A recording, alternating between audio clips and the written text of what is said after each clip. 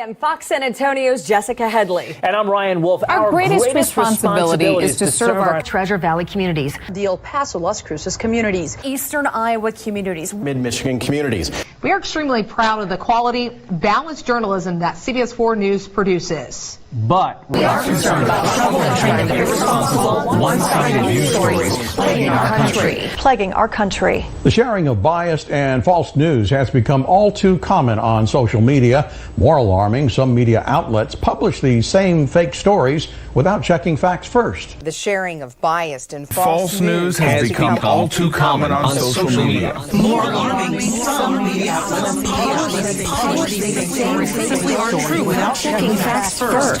Unfortunately, some members of the media use their platforms to push their own personal bias and agenda to control exactly what people think. And this is extremely dangerous to our democracy. this is extremely dangerous to our democracy. This is extremely dangerous to our democracy. This is extremely dangerous to our democracy. This is extremely dangerous to our democracy. This is extremely dangerous to our democracy. This is extremely dangerous to our democracy. This is extremely dangerous to our democracy. This is extremely dangerous to our democracy. This is extremely dangerous to our democracy. This is extremely dangerous to our democracy. This is extremely dangerous to our democracy. This is extremely dangerous to our democracy. This is extremely dangerous to our democracy. What a crock of shit. Bullshit. God damn. Yeah. Straight bullshit. But yeah. Wow. What's up, everybody? It's Remy, please. I'm with Lighthouse. What's up, y'all? Keys, you already know what it is. and this is another episode of Overtime. Overtime of 70. Routine. Yeah, nice little intro, but you know, if you've seen the thumbnail, if you heard the little video to begin with, today we are talking about Operation Mockingbird and you know, its influence since its fruition in the 50s. So yeah, so let's just jump in with what exactly is Mockingbird. The CIA currently, I mean, this is a program since the 50s, but currently maintains a network of several hundred foreign individuals around the world who provide intelligence for the CIA and at times attempt to influence opinion through the use of covert propaganda. These individuals provide the CIA with direct access to a large number of newspapers and periodicals, scores of press services and news agencies, radio and television stations, commercial book publishers, and other foreign media outlets. I mean, that's infiltration at its finest. God damn. Mm-hmm.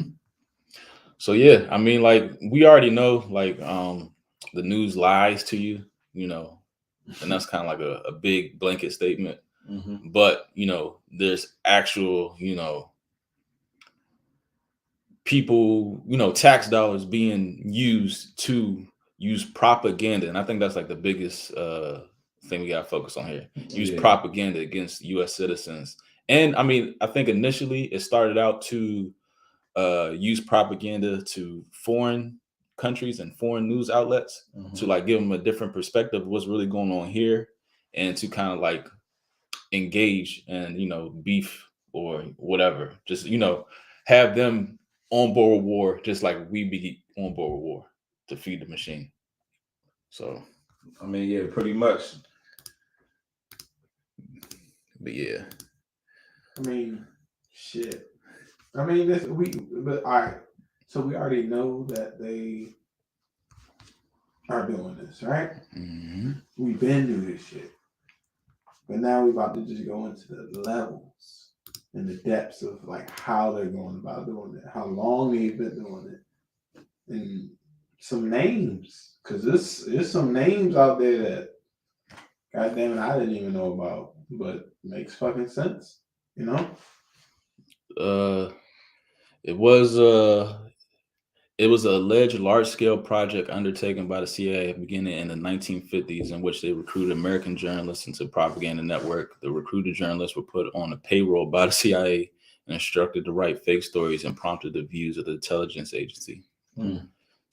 Student cultural organizations and magazines were allegedly funded as fronts for this operation. So, like, you know, you get these, you know, gung-ho, you know, right, students coming out of college, especially like in the communication field, right? Yeah. So it's like pretty much dog eat dog, and you giving them a lane and like saying, "Here, I mean, this is your pass. You talk about this, we're gonna get you that spot because they already got businesses set within the media. So that's like your internship with CIA. And even just in being a media member overall, you like reading a prompter any damn way. You know what I'm saying? So it's not like you really, for the most part, using your original thoughts. You know what I'm saying? Or at least for like the news anchors, like they sitting there and they're actually reading a prompter, being told what to say. So I don't think they're going in there with the intentions of telling the truth. I'm talking about as far as like the people who are reading off the teleprompter. So that's just the nature of just that environment. So, it's like do what you're what we tell you to say, that type of shit. So the CIA is just the vessel in this instance. I mean, they use the media is a vessel, that they use to influence the people. Mm-hmm. And I think it's in all kinds of ways. It's through media, through sports, through everything, through entertainment, through movies, everything that we watch. It's all a social experiment. You know what I'm saying? So you might think it's an innocent movie, but that shit really is. It's a brainwashing tool. Could you say the CIA is like it ranks higher than the actual United States of America? Like just the way they move, like they just be doing whatever, experiment, like whatever, infiltrating whoever. What's that? The Bourne movies. If that ain't like, they should let you know. Yeah. Like nigga, these niggas be out here just rogue as fuck. They just be doing whatever. Just out here. They just literally just be out here. All right, so Frank Wisner, he was the director at that time, right? So the director of Espionage and Counterintelligence Branch.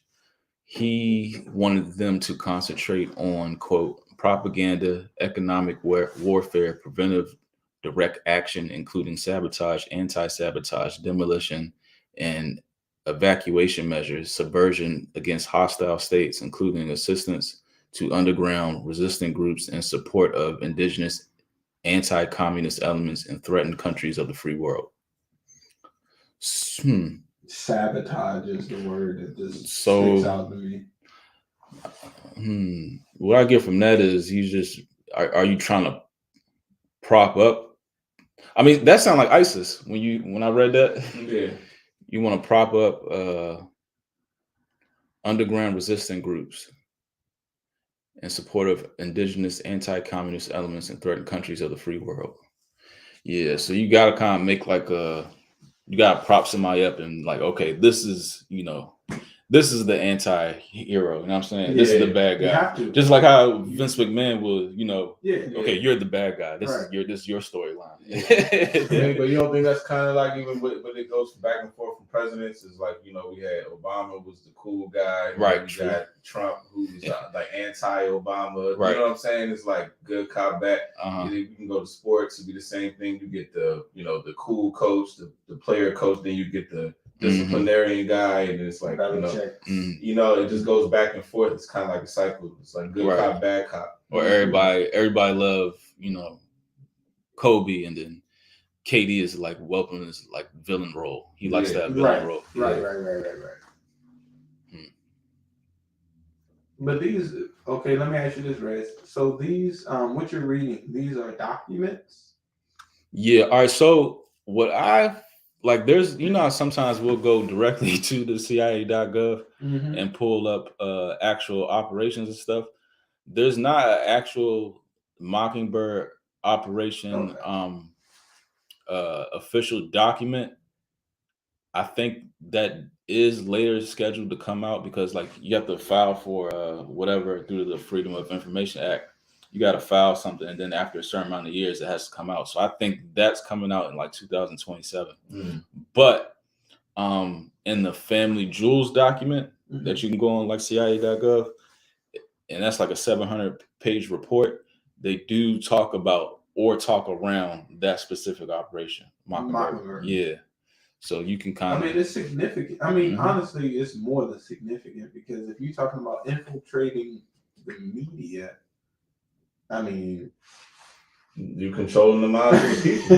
Yeah. I mean, that's like the number one thing. If people trust the news. You know what I'm saying? I think if you're trying to get any idea what's going on in society, the first thing you're going to do is turn on the news. If the news is being controlled by CIA or or whoever, that's definitely showing that they're influencing the minds. And a lot of people, they look for direction. They get their direction through the news, and they can make you believe whatever they want to at the end of the day. Straight up. And I think that the generation before us, they're more of the wake up in the morning and wake up at 5:30, catch the 6 o'clock news, newspaper. The newspaper. They bring it in because that they are a generation of quote unquote hard workers. Like they believe that what the government is telling them is truth. You know what I'm saying? They wake up, they work hard. And I think that we are more the generation that asks the questions. We question things like, wait a minute, this doesn't technically sound right, even though it's coming from the same source. And then our kids' generation, they're more of they gonna work hard, but they gonna work a lot smarter. You know what I'm saying? They just gonna be different. But I think the consumer is shit. You talking about the news? You expect the news to be telling you the truth. Yeah. And I think that's what, that's huge. But at what point did it actually become a thing? Because you can even always go all the way back to let's say they had the city town shit back in the, I don't know, let's say the 1800s where the guy would be like, here he, and all the people in the town come and he just tell them the news and what's going on in the community. And then, then this shit evolved to newspapers, you know what I'm saying? And they can tell you what to think, they can be like, oh, in Kansas, this happened. And you in fucking New York, you know what I'm saying? But they can be telling you anything, and now it evolved into the news on TV, and now we got the internet. Right. And even down to the memes, even think about it. Even that, a person can take a picture of a celebrity and just put a random quote, and you be like, "Damn, that nigga George Clooney did shit." You be like, "Yeah, that nigga George Clooney said some real shit," and it might not even been the George Clooney quote at all, but that's how it is now. So it went from that type of shit to where it went to the news, to newspapers, to the news, now social media, and all that time we could have been getting complete bullshit, all that time, even down to the beginning. So. Let me ask you this, Rez. In your findings, when did this start? The Mockingbird project, around what? All right, so there's two different things. There's Operation Mockingbird, and that started in the 50s. And then there's Project Mockingbird. Yeah. And I think that was the beginning of the 90s. And which was picked up by George W. No. Possibly. But Project Mockingbird they were wiretapping journalists in different cities, listening to their sources and shit, and then using that but it kind of makes sense though, because even with the Operation Mockingbird, people are more willing to talk to a news reporter rather than a nigga in a black and white suit with a CIA badge, a CIA badge and shit. So yeah, that's a good point. Yeah. That's a good point. True. So if you have a lot of these motherfuckers on payroll and using their sources for things, and also having them push their propaganda on the people, you controlling everything for real.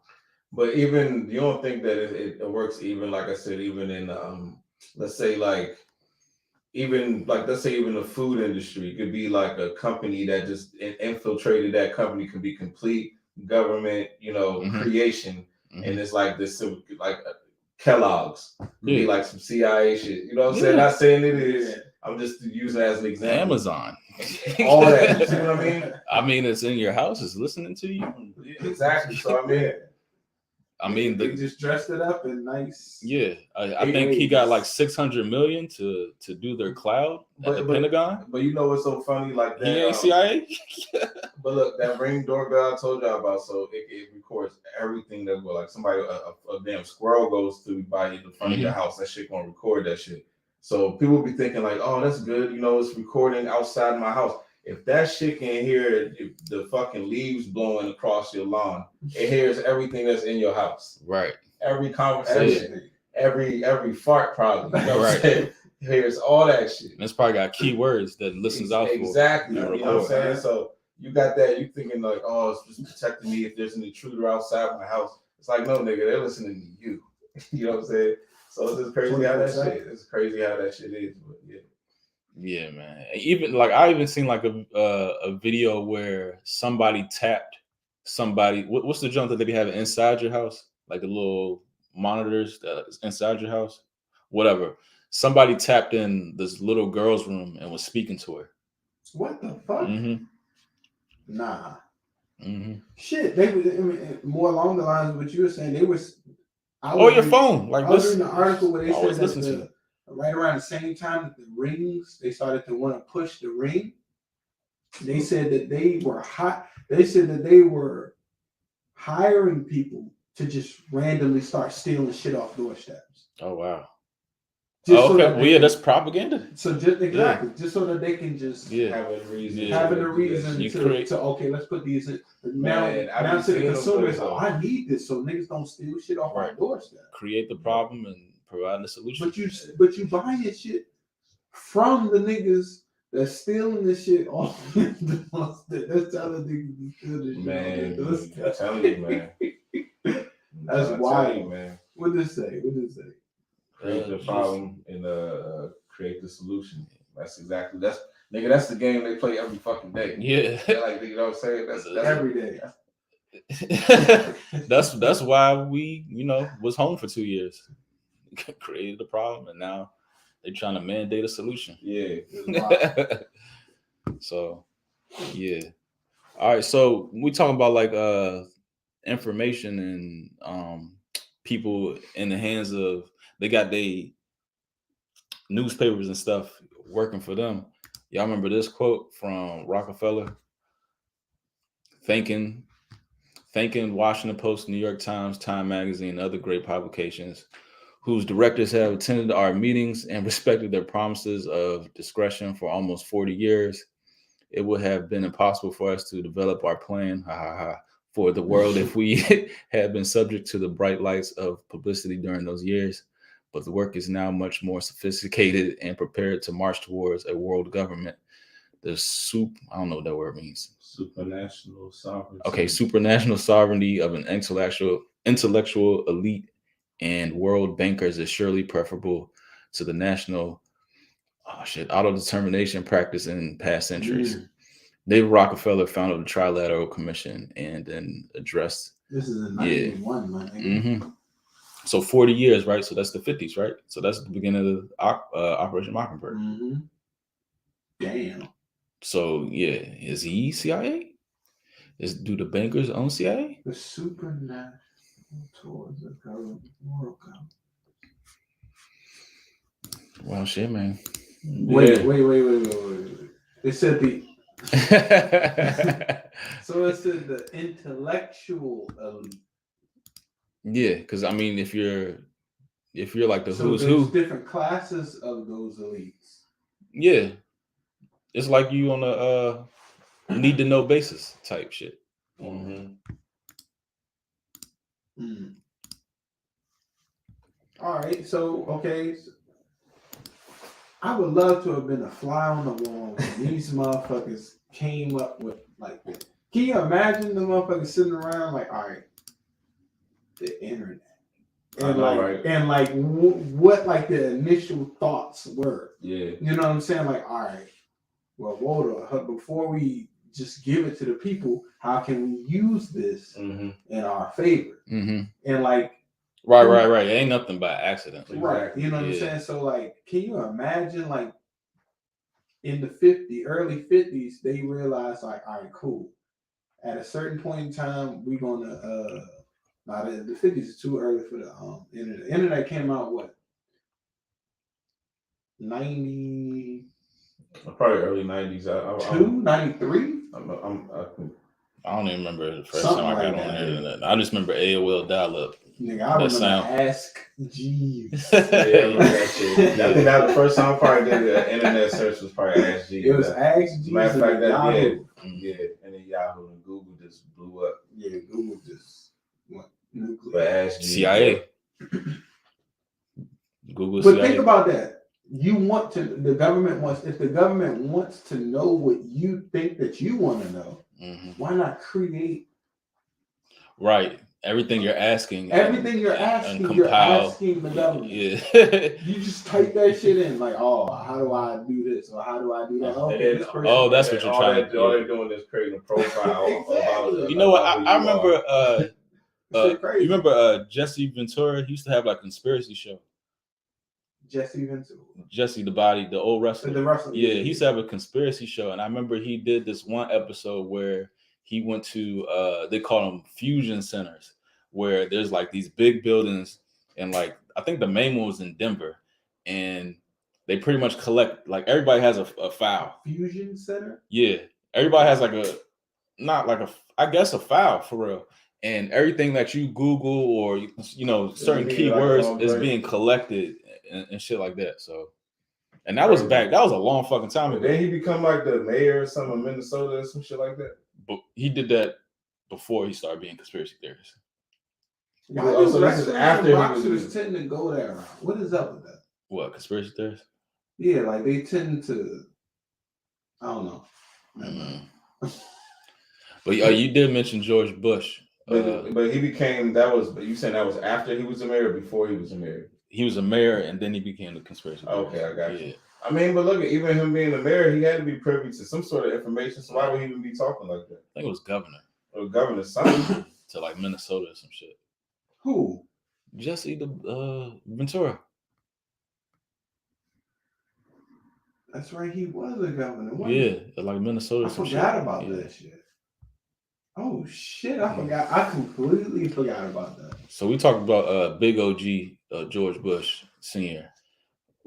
Once upon a time, CIA director. He constantly blocked church committee member William Bader from obtaining necessary information on Operation Mockingbird or any of the CIA ties to U.S. domestic media organization. The church committee eventually published a whitewashed version of Mockingbird. What do you mean whitewash? Like explaining it and not really explaining it, I guess. So just to shut you up. Okay. Wait, so that was after the fact that they found out. Yeah. It's like, okay, well, it's a real thing, but we gotta say something. George Bush, like this motherfucker was only like the director for like 1 year, but I feel like he had to been doing wild shit because his name is the name on front of the CIA building right there on George Washington Parkway. What they call it? Langley? Yeah, it's his name in front of that jump. So he had been doing wild shit. He was only there 1 year.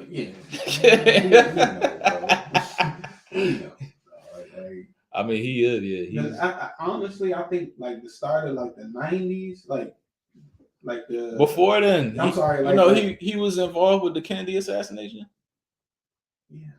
He was a wild ass, bruh. Listen, that shit go deep. Yeah. Pause. It's crazy. George Bush. That shit crazy. Wait a minute.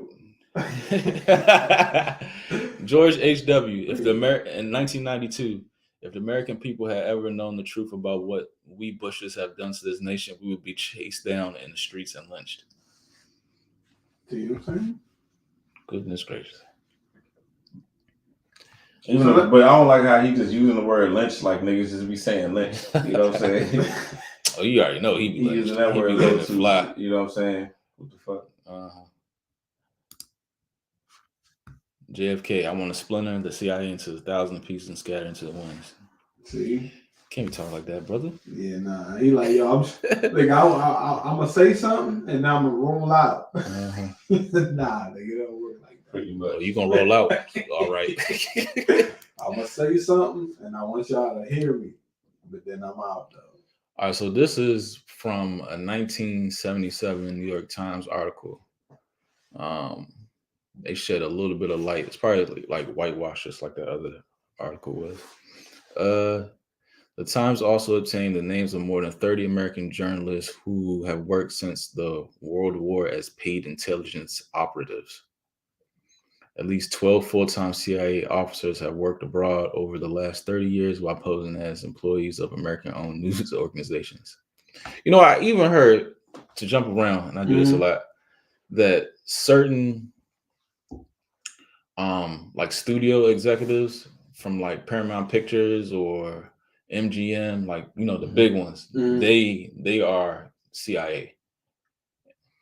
Yeah. Okay. I mean, that's what I'm saying. Like, a lot of these movies are just like mental fucking, you know, mental mind control. You know, I don't even know what word. You know what I'm saying? Just mind control devices and shit.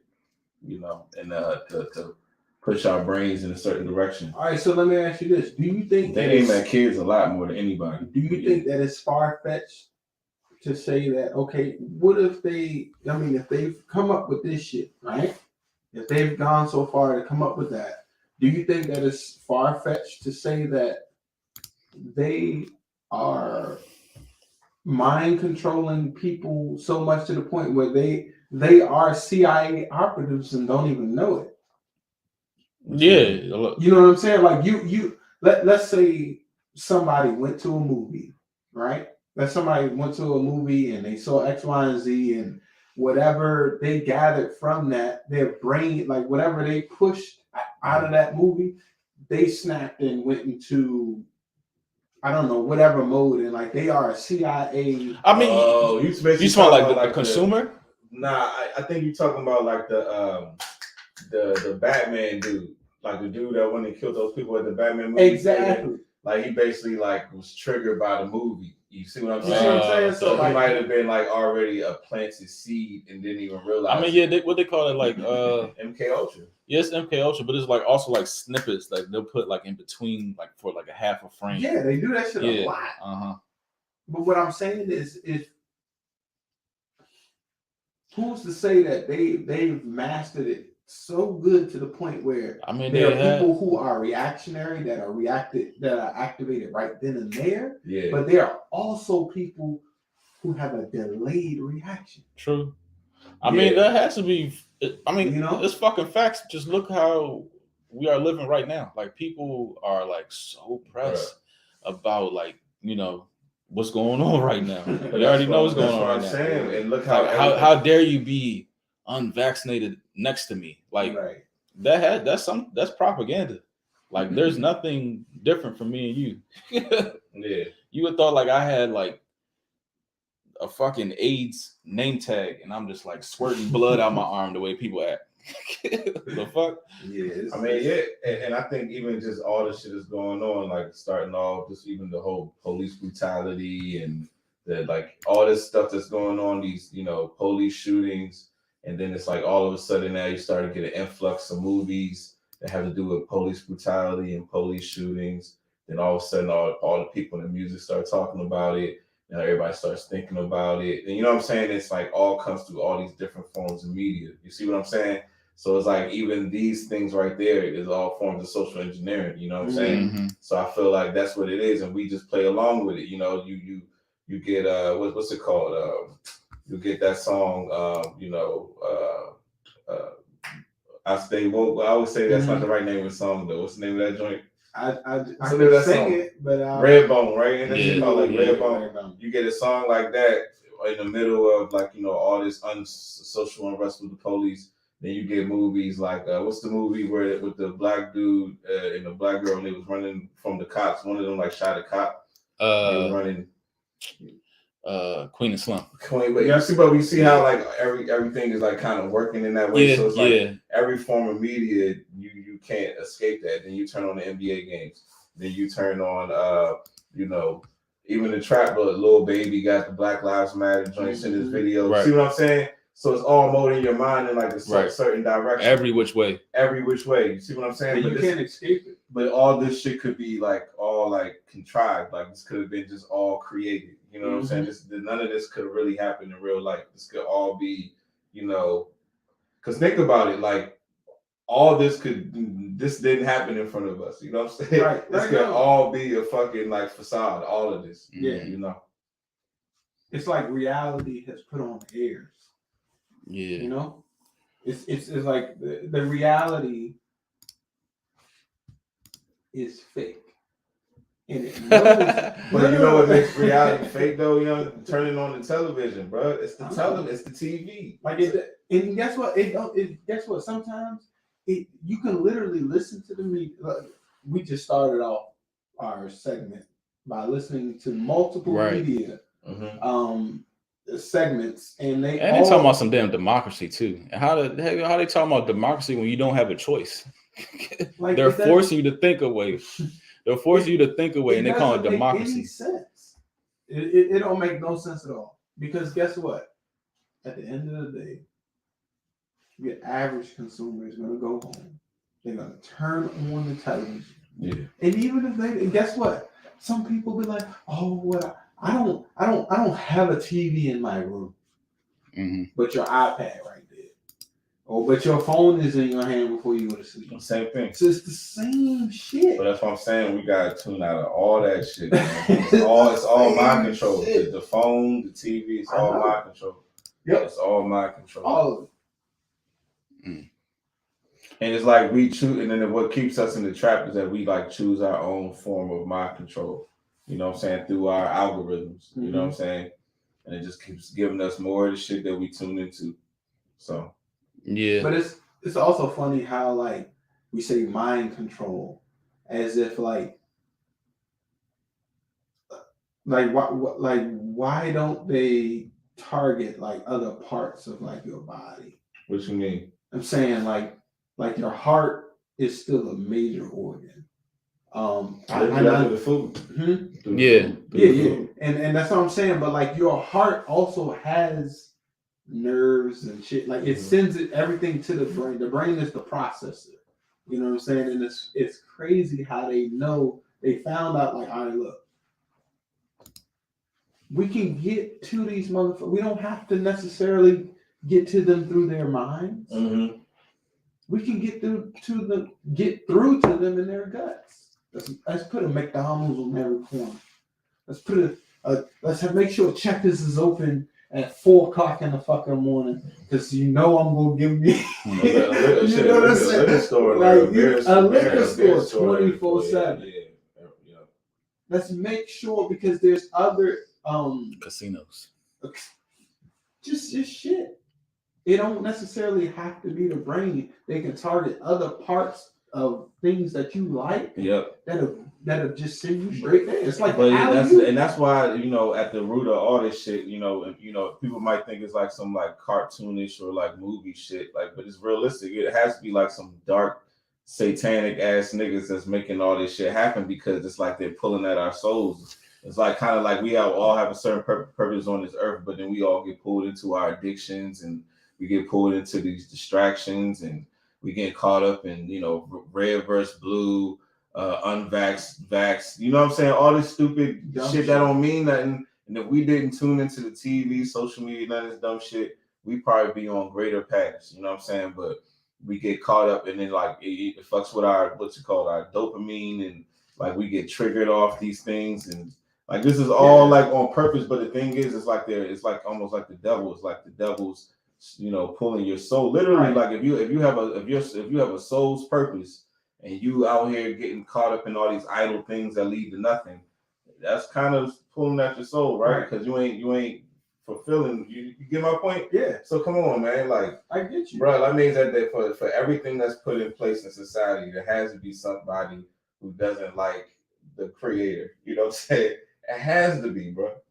That's like, or they're just motivated by the complete opposite. Like, but that's what it is. Yeah. Exactly. You have to, because you have to. That means it's almost like you don't want to respect that there is a high power. You want to do. That's like you're deliberately you're doing otherwise. Yeah, you don't want to respect the authority. Yeah, you know what I'm saying? It's like some anti-authority shit. Yep. You know what I'm saying? That's I agree. And now they all have us not respecting the authority habitually, not even realizing. You know what I'm saying?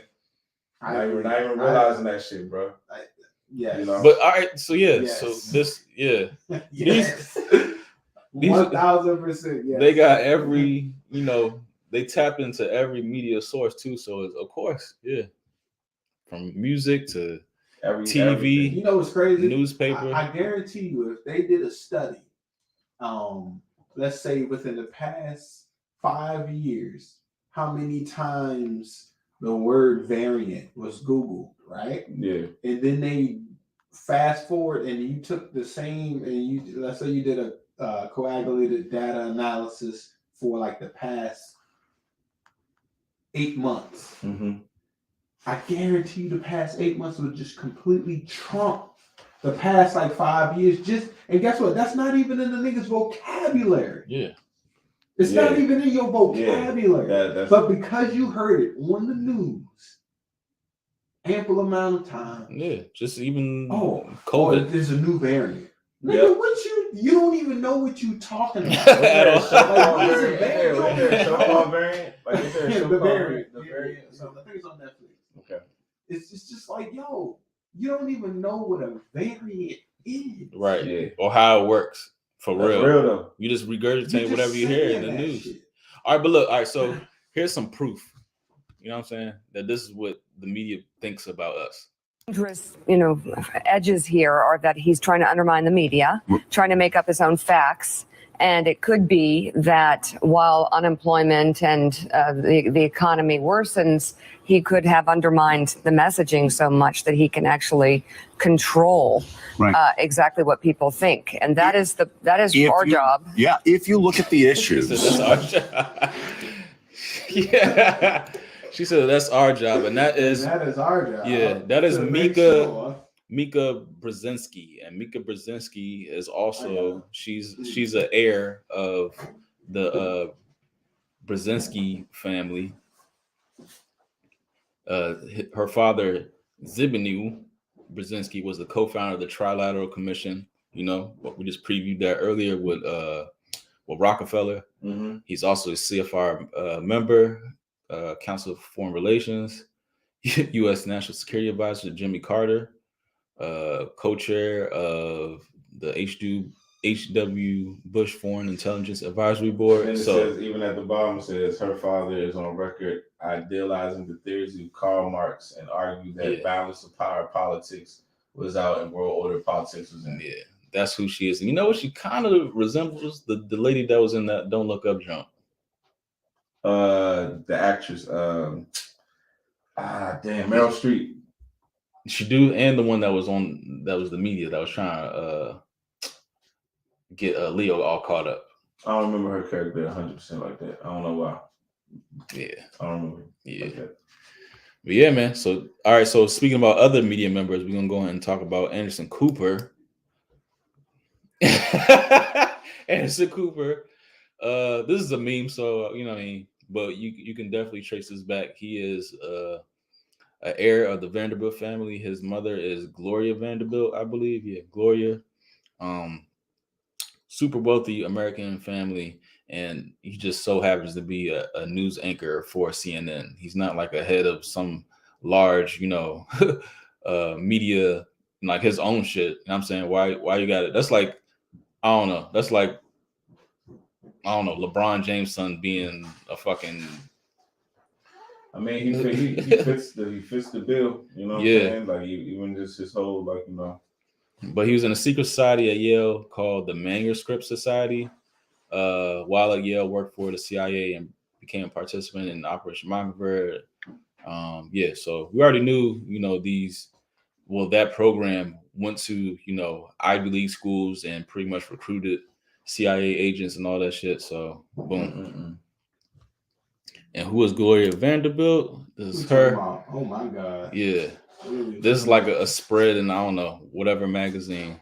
And that's him down there. But if you look in the background, that art is definitely shown for a reason. Pagan. Yeah, and just get a little closer. There's somebody being sacrificed in the box.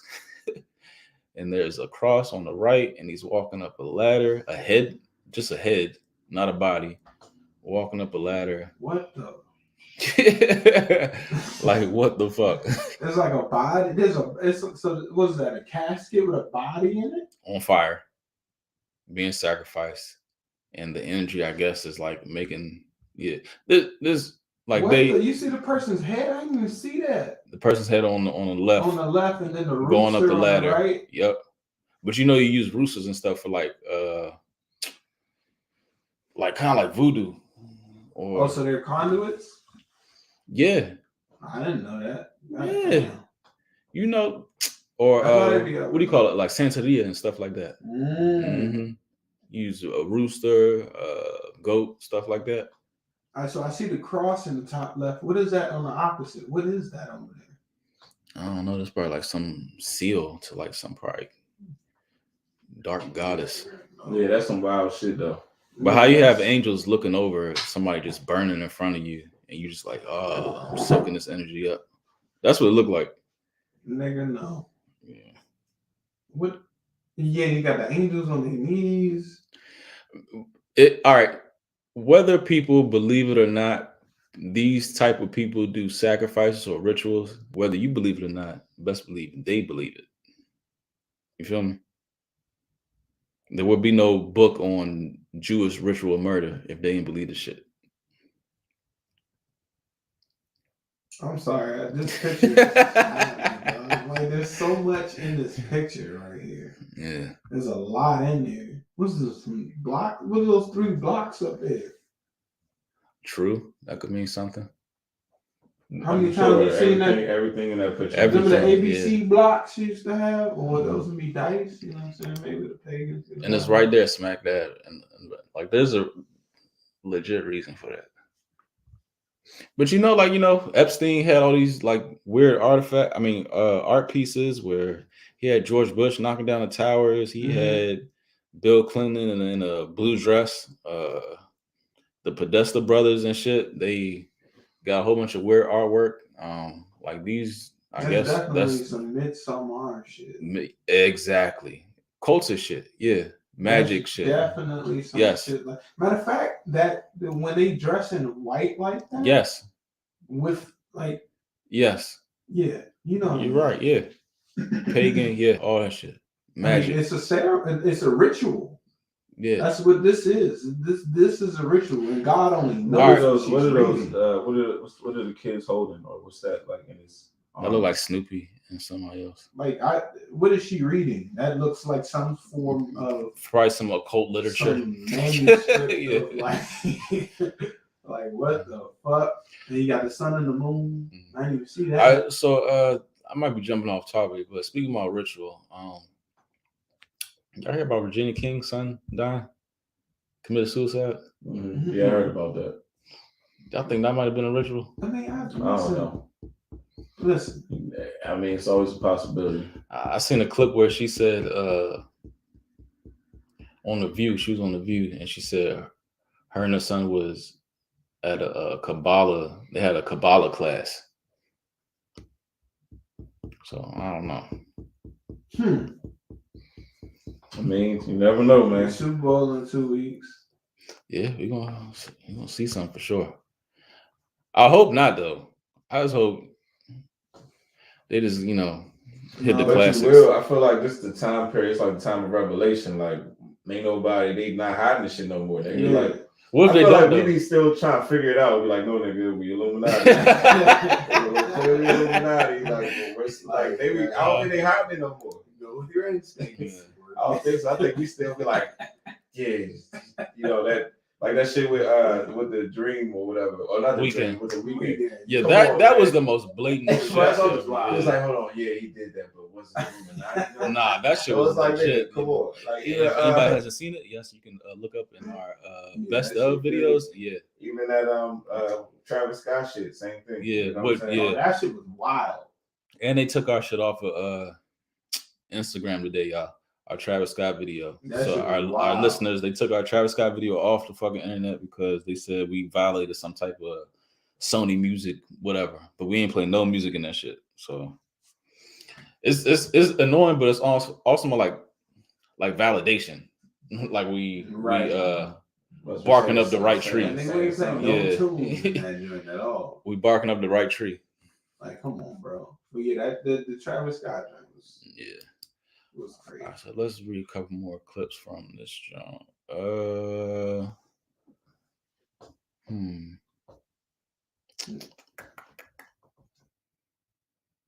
My thing, okay, what kind of also stands out to me while you finding that is that niggas is on payroll.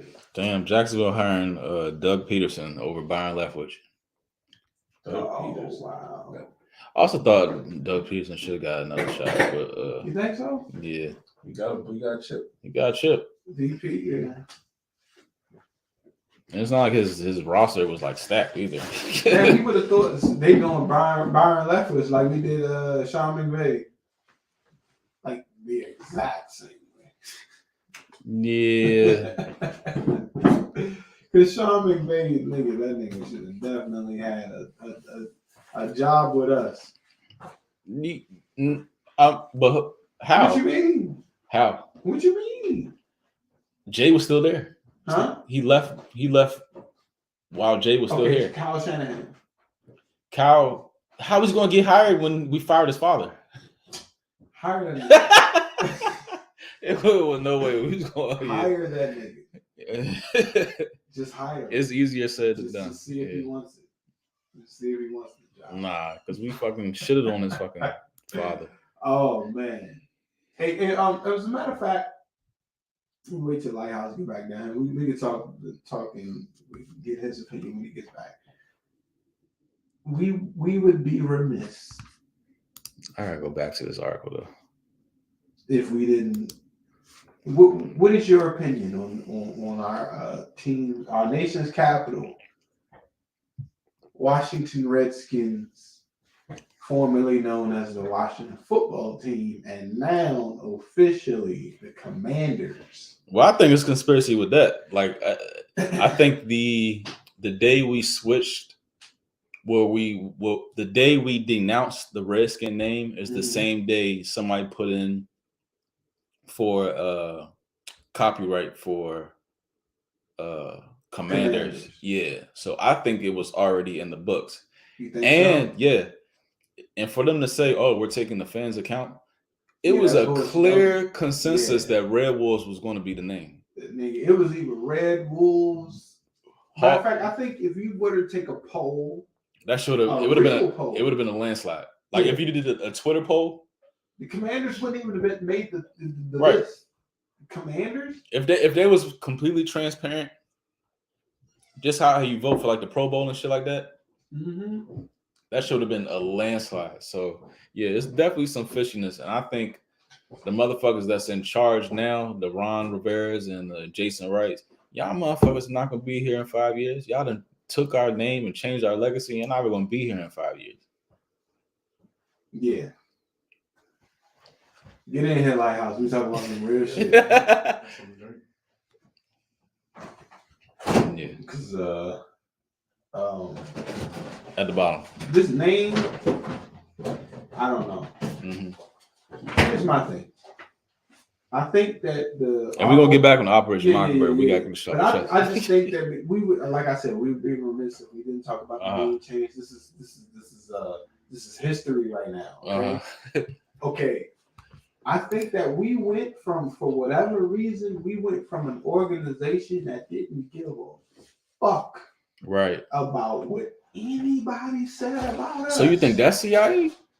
Because we fell in line right with the George Floyd shit. Okay, all right, That's where I'm going. Yeah. We went from an organization that didn't give a fuck about Dan Snyder. Anybody said. Oh, it's making sense now.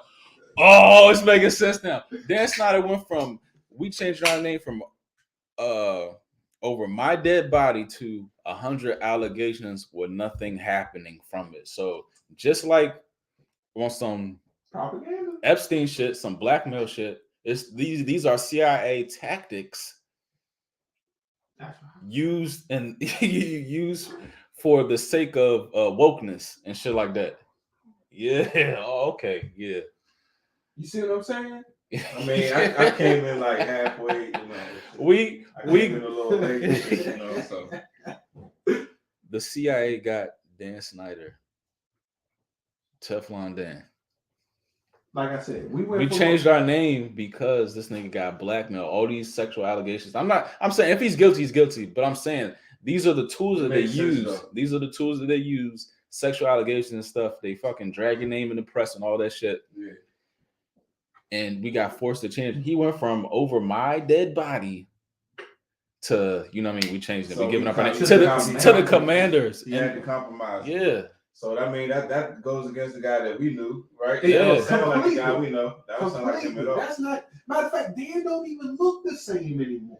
He got a beard and everything now. Dan he don't wear the suits no more. Right. He just looks that jacket fire though. Yeah, that's a good Dave Snyder looks out, yo. I ain't think about it like he didn't relinquish his power to his wife and Jason Wright. He essentially gave his power over to his wife. Mm-hmm. Yeah. Like I can't even do this shit no more. Mm-hmm. It's a valid point. But back in the Daniel Snyder I know, let's go get Dion, let's go get Bruce Smith, let's go get whatever the fuck. I don't give a fuck about character. We're gonna go get whoever we feel. Like Aaron Rodgers should have been on the team. So that means that you see what I'm saying? all right, so that cancels Deshaun Watson. That means there's no chance we're gonna have Deshaun Watson. Nah, whatsoever. I mean, it's not possible. Yep. It's impossible. Matter of fact, yeah, you're right. The CIA got Dan Snyder. God damn. Got a real one. Hey yo, Dan Snyder. The last of the Mohicans. No pun intended. All right, let's get back to this. All right, so Operation goofy as shit. Operation Mockingbird. Okay, let's read some more. Several former intelligence officers pointed out the CIA itself does not know precisely and probably can never know how many American journalists have been on this payroll over years. Agency files are widely scattered and incomplete. They say that some of the arrangements made abroad may have never been recorded at CIA headquarters. So a bunch of like bullshit agents.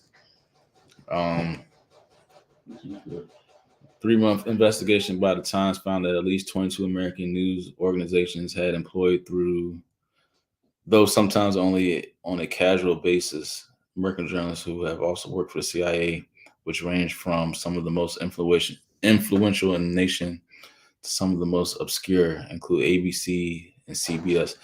But CBS is their emblem is the eye, right? CBS, yeah. Yeah, okay. Yeah. Time, Life and News. And Time is like they always like, I feel like that's like the initiation. Like whoever's like on right now, they get Time magazine. Hitler was on the front of Time magazine. A couple times, actually. Yeah.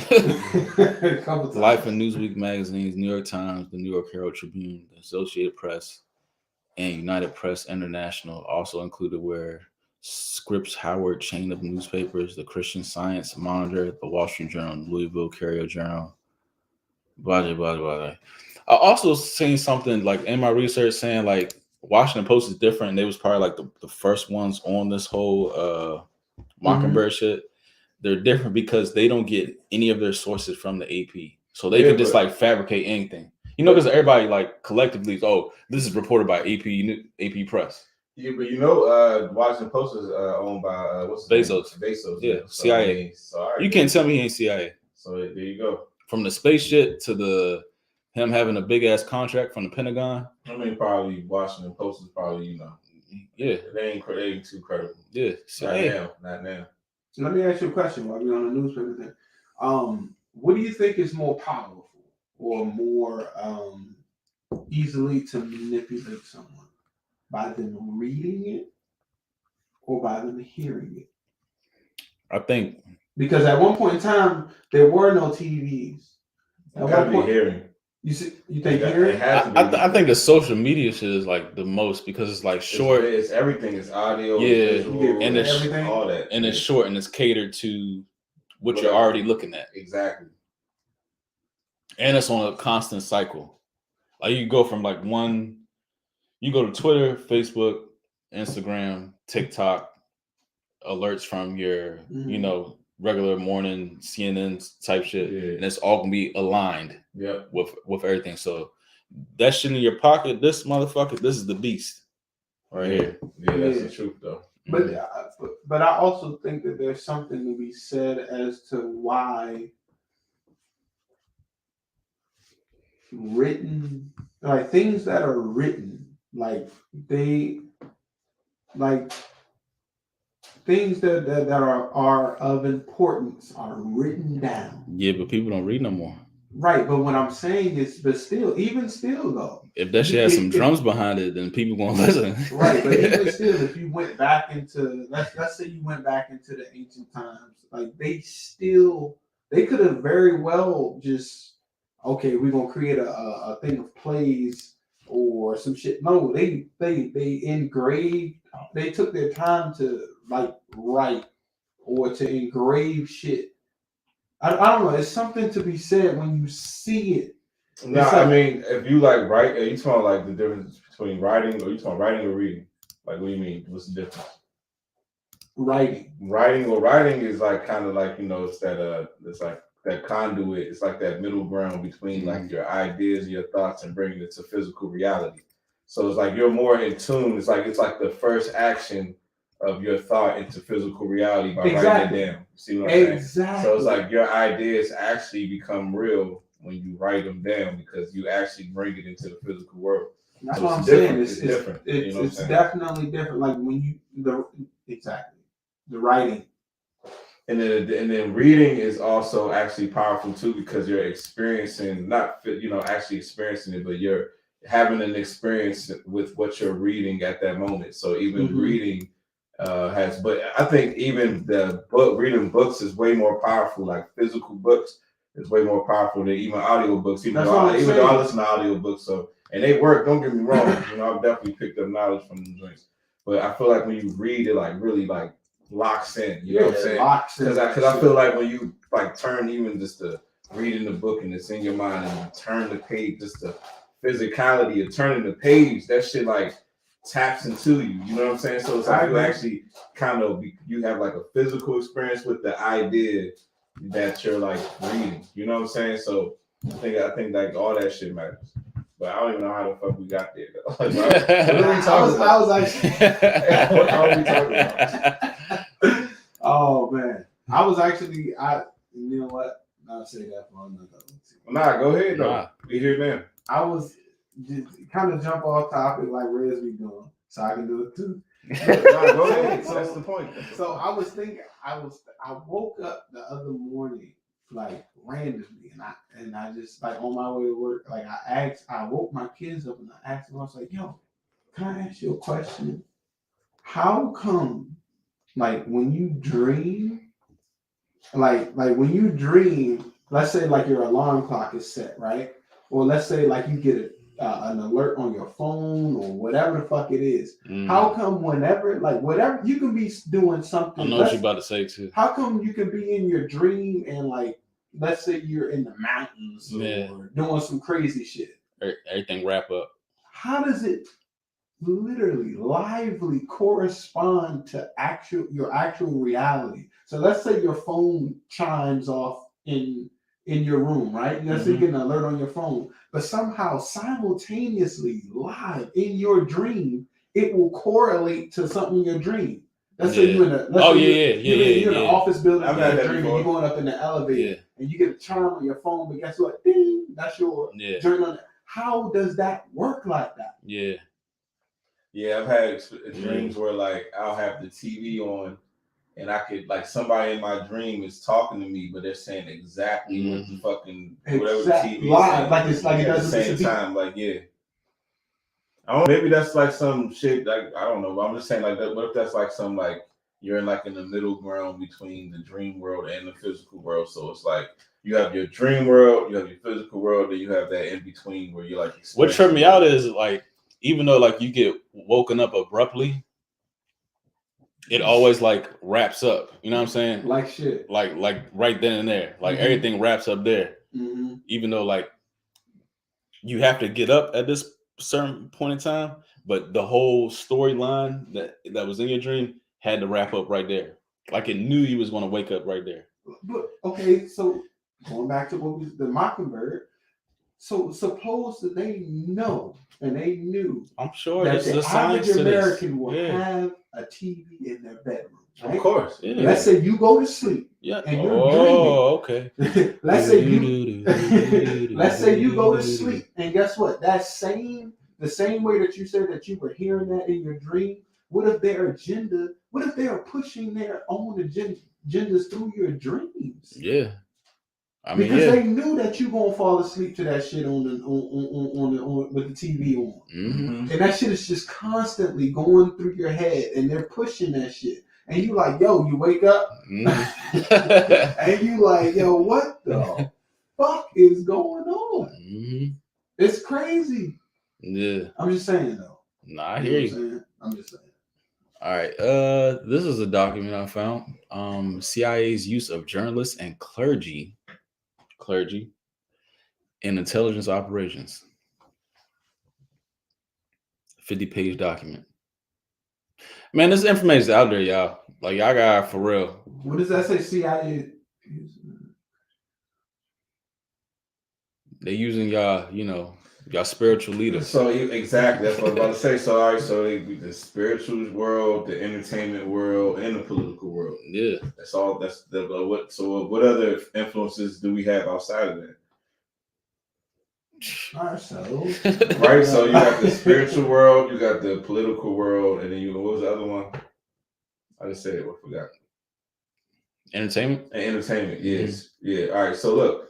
Where did you see like even all like this because I feel like Black Lives Matter was probably like the greatest example of all that shit that we've been seeing as late. So where have you? I've been seeing Black Lives Matter at the church. I've been seeing it in the entertainment, in the sports, in the movies, and then in the politics. You see what I'm saying? So they're hitting you from that. So that's how you'll see like where they're trying to influence you the most. If an agenda is hitting all three, then you know what it is. You can't escape it. Yeah, you can't escape it because it's hitting you. It's hitting you in all the places that you kind of like rely on almost. You know what I'm saying? So, all right. This is from William Casey, another CIA director. We'll know our disinformation program is complete when when everything the American public believes is false. Look at this motherfucker. I mean, Mr. Magoo. Listen, wait, read that again, yo. We'll know our disinformation program is complete when everything the American public believes is false.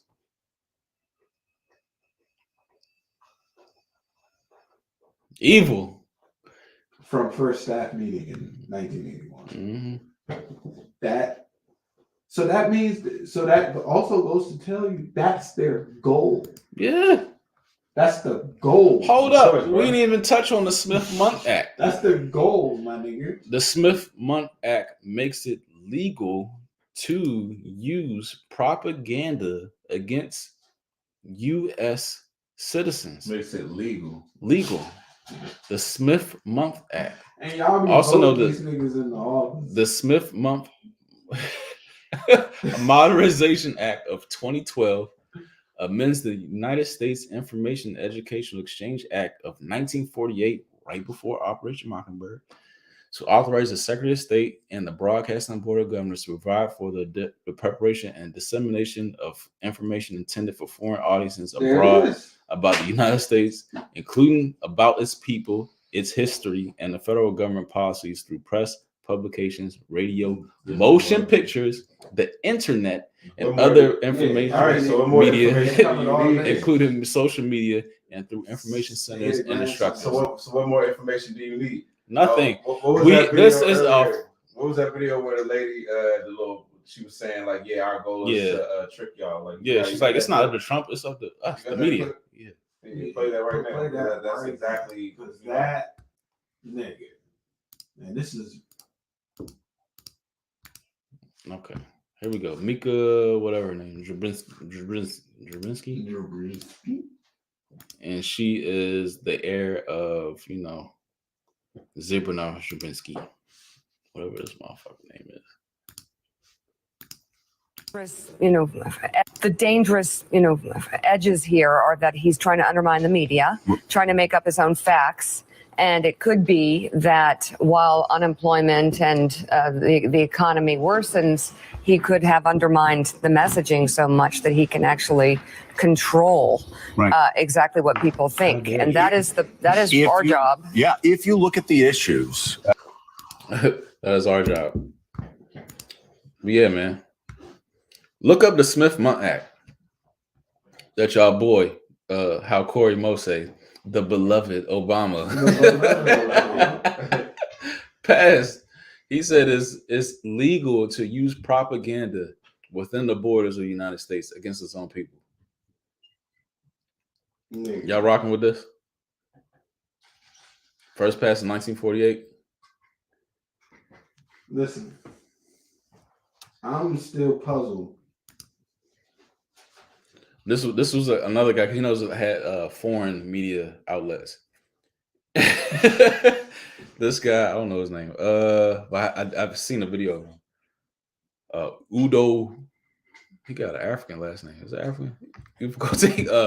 I've been a journalist for 25 years. I was taught to lie, betray, and never tell the truth to the public. I was paid by the CIA, secret societies, and American billionaires. Journalists are used to manipulate. Checks. Yeah. Damn. But we proved the CIA did the shit. We proved Rockefeller, American billionaires did the shit. You know what I'm saying? Crazy. Come on, man. Like it's like, but I wonder how many black people they got on the payroll. Don Lemon for sure. Don Lemon. I just automatically think of CNN. So like Don Lemon, right? He always talking about like black issues and shit, right? He be race baiting like a motherfucker, right? But your boy dude too, though. The other dude, who? The British dude, the light skinned dude, Trevor Noah. Okay, but look, still on Don Lemon, right? He's a gay man sucking a white. He has a white husband, sucking a white dick, and you talking about some black issues.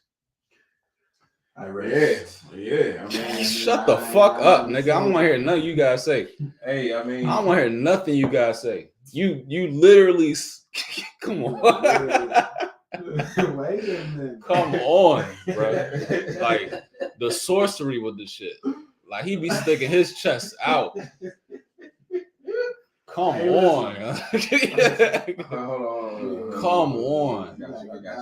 I got you on that. Come on. I got you on that. Come on. All right, so look. Make it make sense. I mean, I can't do that. What I can do is keep asking questions, and that's what we do. Hey, yes, we do.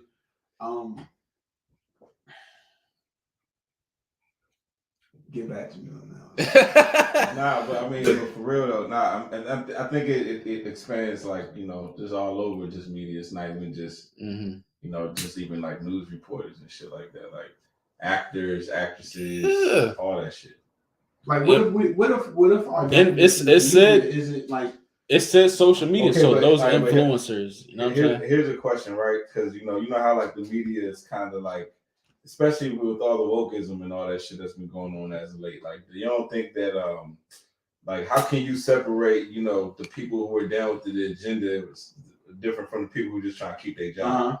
What's the difference between somebody trying to keep their job and somebody that's like actually down with the agenda? Because right now, in this day and age, you can't tell the difference. Like that nigga could have just been trying to collect the check. You know what I'm saying? But like, what's the difference nowadays? Because it seems like almost everybody, it's like you got to get down and lay down there, pretty much. Right. Especially like in mainstream media. Yeah. All right. So here's a question because it's recent. You think Brian Flores, you think he got a legit qual, or you think he participating? Man, oh no. What you mean, Brian Flores? What do you mean as far as participating? Is like if this like look like some contrived shit? Yeah, it does. It looks like what I originally saw. I said, "Oh, this sounds like somebody got in his ear and told him to do this shit." I don't think this was just from my point of view. He got receipts. I mean, receipts of what? You see the text message thread he had with Bill Belichick? Yeah, I've seen that. I don't know. I mean, I know, but what I'm saying is that that's No. But what I'm saying is like that was going to happen regardless. Oh, okay. Because of the Rooney Rule, like that means that because of the Rooney Rule, that means we all have to bring in a black guy. What if I wanted, let's say because of the Rooney Rule, right? Let's say I'm fucking the Jaguars and Bill Belichick wants to come to Jacksonville, right? I know I'm going to hire Bill Belichick because he told me he was going to hire him, but I got to bring in the black guy. You know, the black guy's like, oh shit. Like they didn't seem to take me seriously because I felt like it was racism. It's like, no, nigga, we knew we was going to hire Bill Belichick. Nigga. Okay, but it wasn't Bill Belichick though. It doesn't matter. You know, that's the point. It's like, you see what I'm saying? I see what you're saying. The Rooney Rule itself is the issue. Yeah. You know what I'm saying? I can understand why a nigga would feel disrespected. Because at the end of the day, if I know I'm going to hire somebody, but I have to bring you in, and now I have to sit here in your face and actually like, in the back of these niggas' mind, they like, you know what I'm saying? They just smiling at his face. Right. That's like a prom really, date. Like he asked the chick to prom. Like the bad chick, you wouldn't already ask the bad chick to the prom. She ain't telling me no, first of all. She'd have told you, yeah, but then guess what? This other chick, you be like, I got at least entertain. I can't just exactly kick it to the that's what I'm curb. saying. You know what I'm saying? Yeah. So that's why I feel like it's inevitable that something like this was going to happen. Because you know you're forced to bring in a minority coach, even though you know you want to hire somebody else, you know. And even if this guy ain't Bill Belichick, it's like, but what if he really sold it on the interview? Yeah, but like, really did it. Okay, but why? Okay, because I think what's the name?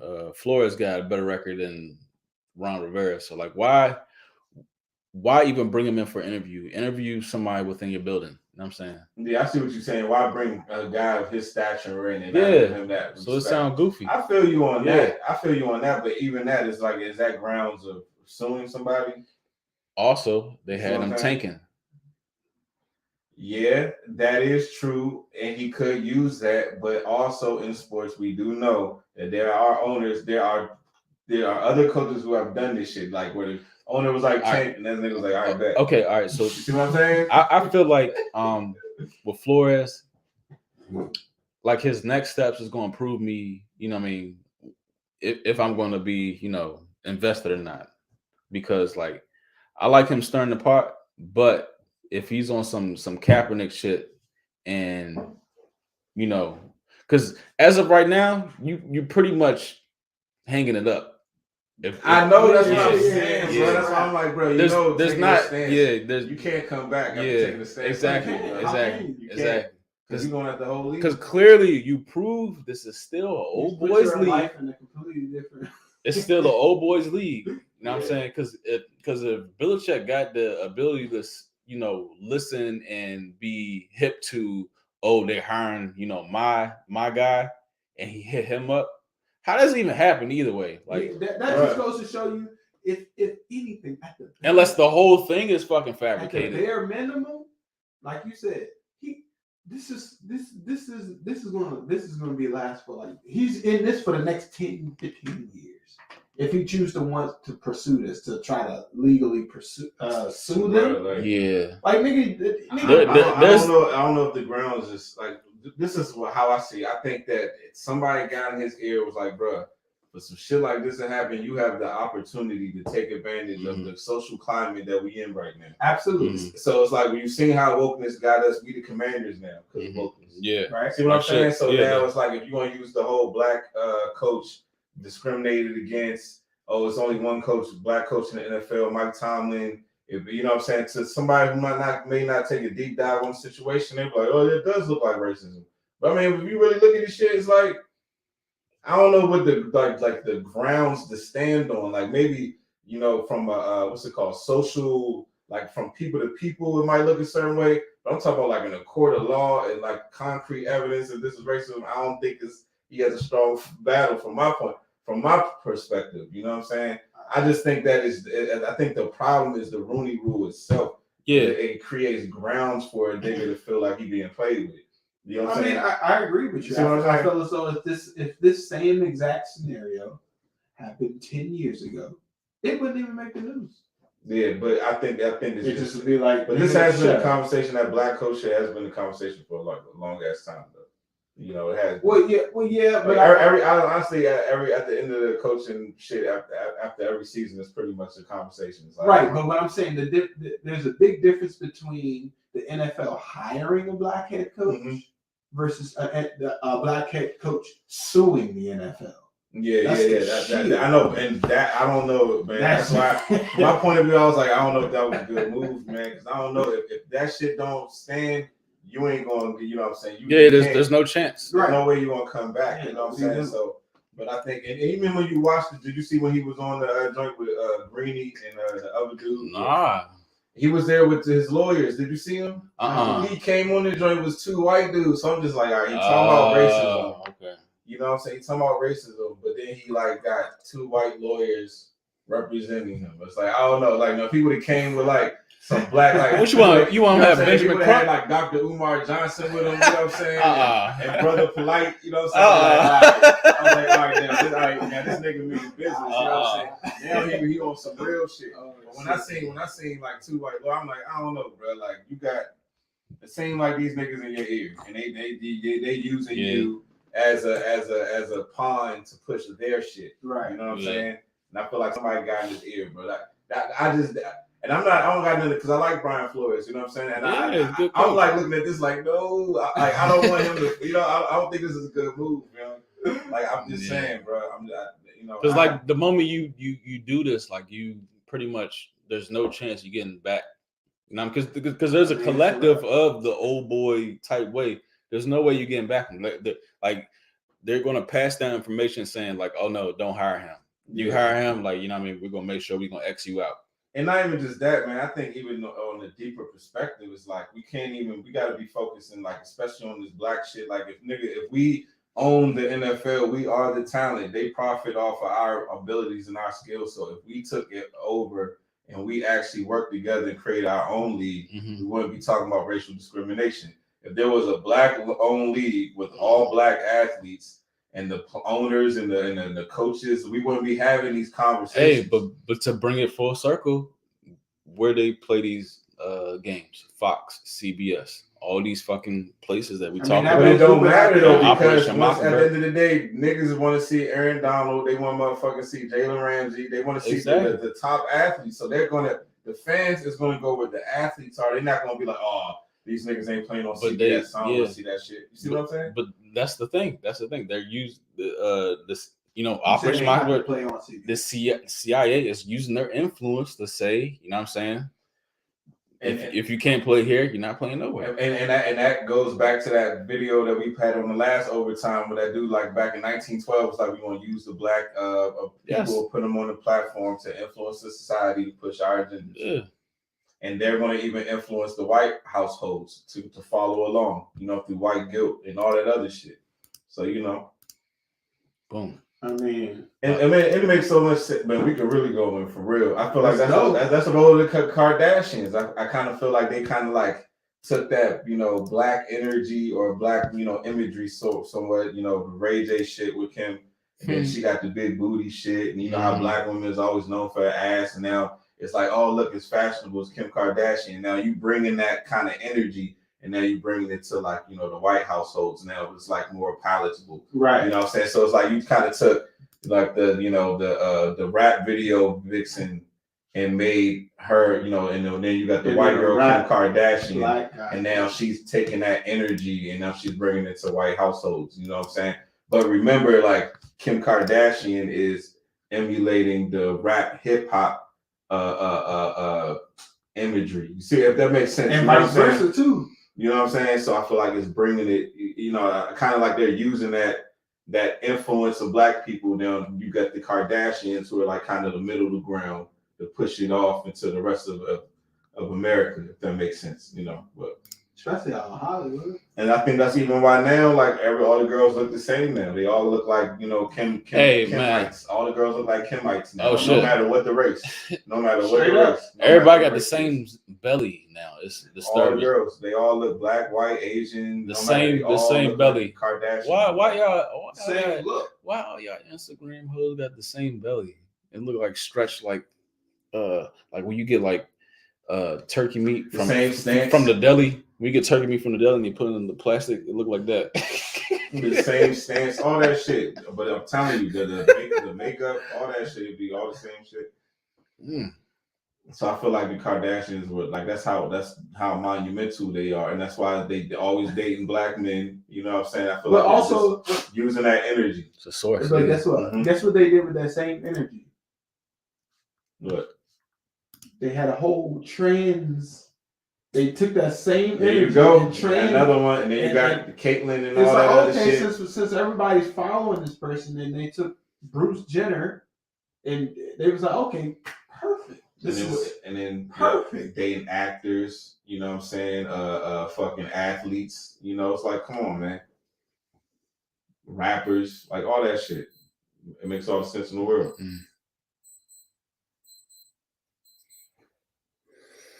All right, so this dude, Walter H. Annenberg, Mafia CIA anchored, published of the TV Guide.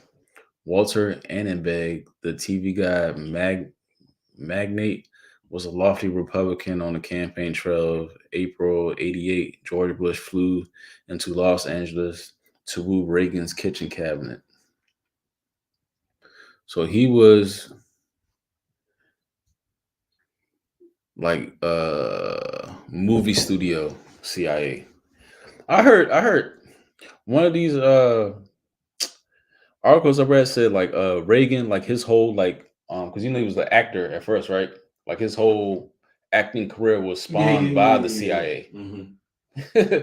Spawned by the CIA, then he ran for California governor, and then he became president. And wasn't what's his name? President Reagan or whatever, he was an actor too. That's what I'm talking about. Yeah, Reagan. And not Reagan. Who else? There was another dude that was an actor. That was I mean, even Arnold Schwarzenegger. I mean, we really want to talk about it. He couldn't be president because he's not U.S. citizen. But I'm just saying, but either way, even the fact that he even went there, or even had that ability in California, Hollywood, an actor from a different country, like, that sounds not straight. I'm just saying. Yeah, I'm just saying. Straight up. So yeah, the commercialization of television coincided with Reagan's recruitment by the Crusader to Freedom, a CIA front, presenting the intelligence world with unprecedented potential for sowing propaganda and even prying in the age of Big Brother. George Orwell, who wrote 1984, talks about that shit going on now, glimpsed the possibilities when he installed omniscient video surveillance technology in 1948. A novel rechristened 1980. Oh, for the first edition published in the U.S. by Harcourt Brace. So is that like a? So what are they saying? That's what was the date? 48, and then you flip that, it's 1984. And what does that say in 1952? What? His book was 1984. And he also did Animal Farm. You ever seen that animated movie? No, I never saw it. I heard of it though. Yeah, it's like they don't really use like words and shit, but 1984 pretty much that was on the same lines of this. Mafia ties. But yeah, I was saying a little getting ready for this show. Some shit I came across. It's called Narco Dollars for Beginners by Catherine Austin Fitz, and it talks about the illicit drug trade and how money works inside of it, and how pretty much, I mean, you watch Ozark, so like pretty much the illegal drug infrastructure pretty much props up world economy, because like drugs and drug money is the only thing that's liquid. Everything else is like numbers. Yeah. Makes sense. Sally Mae sending X amount of dollars. Concrete is your word, kind of sort of. Yeah, exactly. Like this is actual cash and whatever, drugs and all that stuff. That pretty much props economy. That's crazy. Just like you said in Ozark. I mean, yeah, exactly. Spoiler, but yeah, Y'all finish it? If you ain't, I finished it. Yeah, that shit was amazing. Yeah, that joint's fire, right? Like yo, yeah, like, and it ended at the right time, yo. America just wants to build relationships. Yeah, with you know what I mean. And then the old girl, she had, she was an heir to a pharmaceutical company, and she needed a supplier. That was the biggest thing. And that was the biggest. But she was already involved with the Middle East because they have these poppy farms. Yep. And do you know why we went over there to begin with the poppy farms? So let you know how shit moves. So it's basically like the drug game, but like on a whole nother scale. Exactly. You know what I'm saying? I heard a motherfucker say a nigga might have like an auto body shop as a front. These niggas got like fucking Promerva. Yeah. Whatever the fuck. You know what I'm saying? Like some pharmaceutical, billionaire companies and shit like what the fuck. But yeah, umbrella. I heard a motherfucker say, if it's a Democrat, the coke price is high. If it's a Republican, the heroin price is high. You know what I'm saying? That's crazy. Like, say that again. If it's a Democrat, the coke price is high. If it's a if it's a Republican, the heroin price is high. The dog food, yeah. So I mean, yeah. I mean, yeah. Narco dollars prop up the economy worldwide. It's a reason why we bombarded the Middle East. It's a lot of reasons. People say, oil. People say, I mean, but drugs. Oil is it probably has something to do with that a little bit. People but say also that land over there just isn't. People say it's like ancient technology we're taking right, over. but also that the soil that's over there it's not just enriched in oil. It that shit is so valuable. Yeah. Mm-hmm. It's more than just that. Mm-hmm. You know what I mean? Mm-hmm. Like you go to other countries, when you go to Jamaica, you see those like their soil, their sand and shit is just different. Mm-hmm. You know what I mean? I mean, natural nutrients and shit. The gratitude is different. Even like in Ozark, when they went to go test this shit, it's like, yo, this shit can't be any type of, it can't be cut any kind of way. It literally has to be in its most organic form. Mm-hmm. Natural. I'm just saying. Yeah. Yeah, man.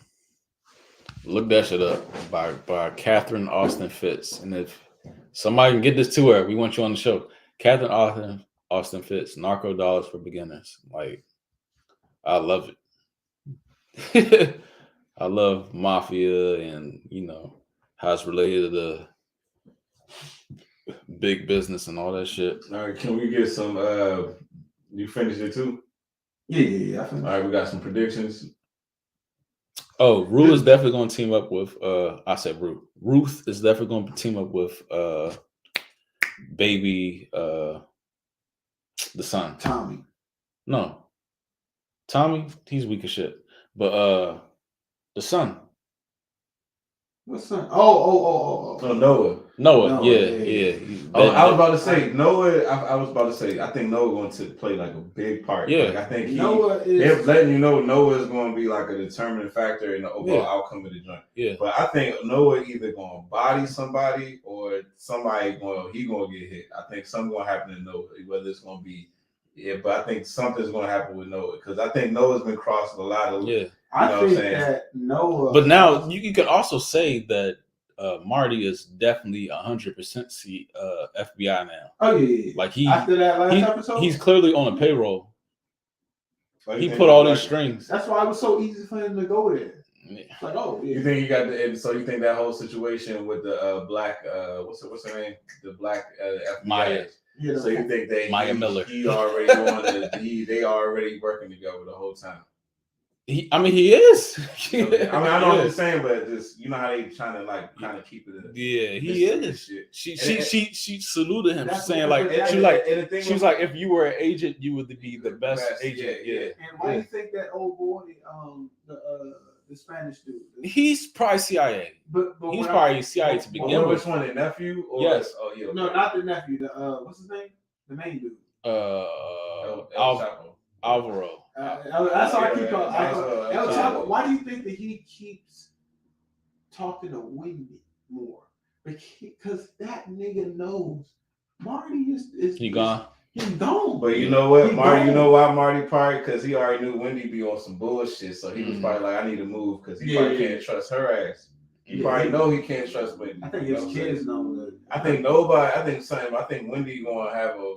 She gonna see her. You know, she got some shit coming for her.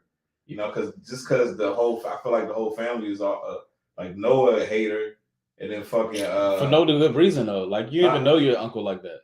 Like shut the fuck up. I would beat the shit. I know, but what I'm saying is, and then you gotta remember, even her and Marty, her beef with Marty and shit too. So I feel like I don't know. I think she does. Yeah, she create enemies in the house. You know what I'm saying? That's all I'm saying. I would beat that nigga purple. But I also think that they're using the same way, kind of like in Game of Thrones. What was the I never watched that. You never seen that? Yeah, I never watched Game of Thrones either. People always say, "Oh, yeah." It's just it might be good. You know, it's a good show though. The son is, you know, Noah. Yeah, Noah is because he already and guess what? Marty sees it. He a whole criminal already. Right. He's like, yeah. He's like, you did that. He a whole criminal already. He's like, oh, all right, this is pretty good, my nigga. But you see how the dad had to come in and. All right, the thing is, show you how it's done. He ain't never had no childhood though. He never had a childhood, so that's why like he's like, I have to do great at something. Mm-hmm. You know what I'm saying? He never had like a legit childhood. Like a lot of these motherfuckers.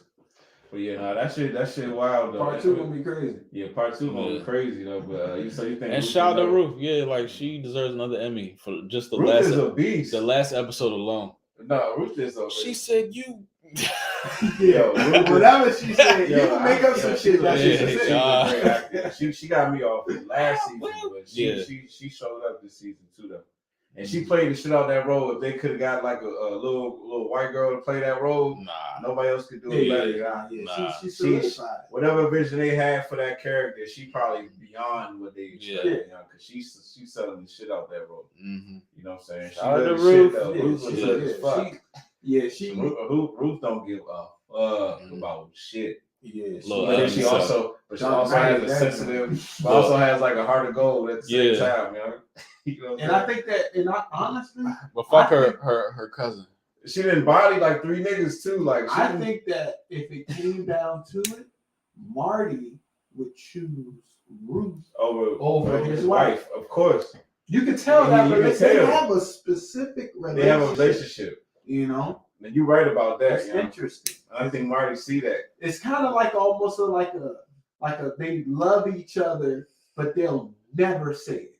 It's like there's like I think in what's her name?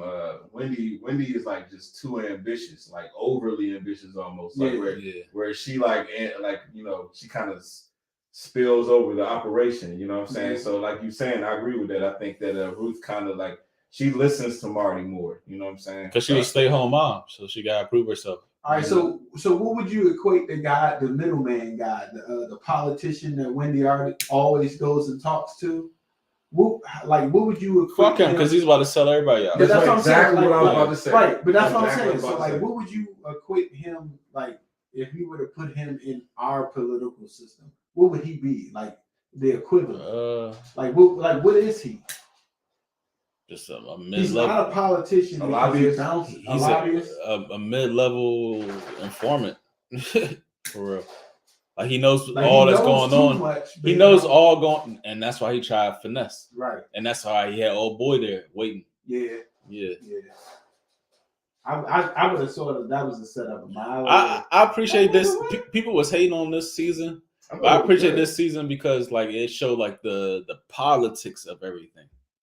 Yeah. Of like all even levels. Even with old boy's dad dying, when he walked up in that joint, just popping off, like guess what? That's all of that was money. Those were like the money stackers. Unions dropping. Unions again. Yeah, exactly. Mafia shit. Exactly. Mafia shit. That was just money just going down. Like, all right. It got to the point where they had to outsource to a chemical lab, somebody trying to make heroin. A cure for an addiction. The unions and mafia are like this. Like you watch the Irishman and how the whole who's Al Pacino's character. He was people are yelling at me right now. Who was Al Pacino's character? Either way, high in the union. Damn, who's?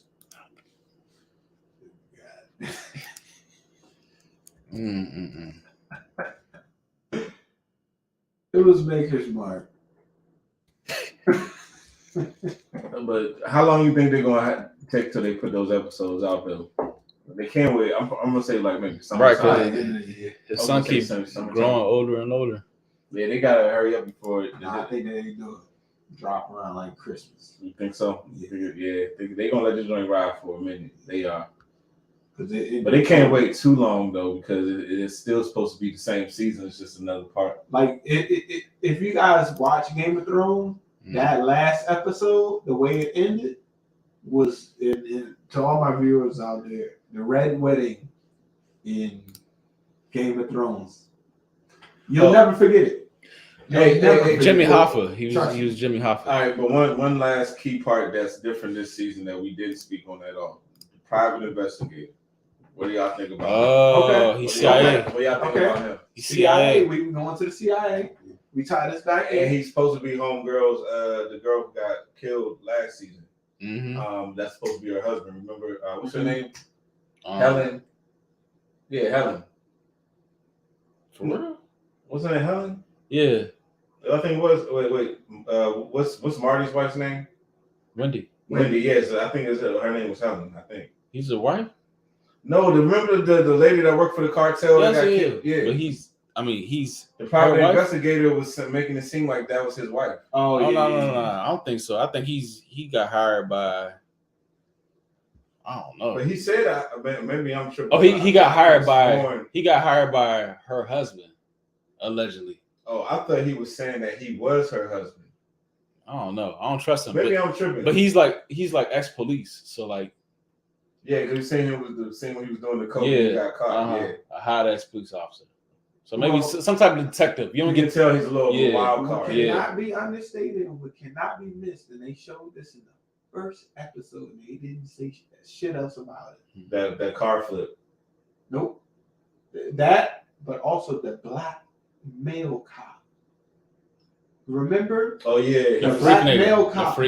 He got in trouble for the same shit that the chick is doing. The same exact shit. He confronted her in the parking lot. He like, yo, what the fuck? Yeah, and she was like, nigga, shut your bitch ass up. That's basically what she said. That's literally what she said. She was like, nigga, shut your bitch ass up. And then she walked away. That was it. Oh shit. Oh man. Yeah, but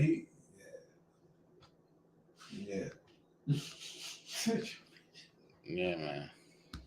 But this all kind of relates back to the topic that shit ain't what it seems. You know what I'm saying? We put trust in these people, these smiling faces, these proper people with suits on and all this other shit. And they be out here doing, the most dirt. So we can't but at the same time, we asked for this. So let me ask you guys this. They infiltrated the news, media, social media, everything. Let me ask you guys this. Since we are 80s babies, what last real one. What video games do you think might have been Grand Theft, baby? Like CIA influence. Grand Theft. Let's catch them here. You know what I'm saying? Because they're all playing this. Like everyone is playing this shit. I think Grand Theft. Yeah. Video games? I don't think. I mean, what? I think things. All right.